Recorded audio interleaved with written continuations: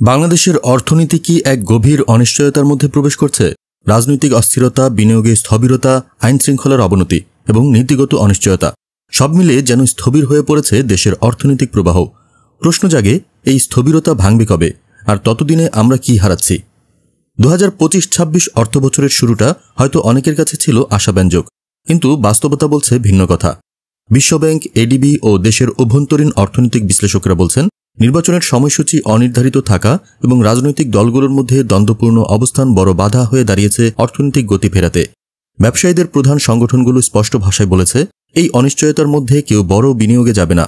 শুধু বিনিয়োগই নয়, মব সংস্কৃতি ও আইন শৃঙ্খলার চরম অবনতিও অর্থনীতির জন্য এক অদৃশ্য শৃঙ্খল হয়ে দাঁড়িয়েছে।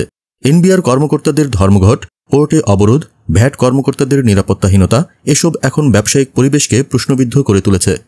ব্যবসায়ী মহল বলছে, রাজনৈতিক স্থিতিশীলতা ছাড়া বাণিজ্যিক স্থিতি সম্ভব নয়। তাহলে প্রশ্ন উঠছেই, এই রাজনৈতিক স্থিরতা কবে আসবে?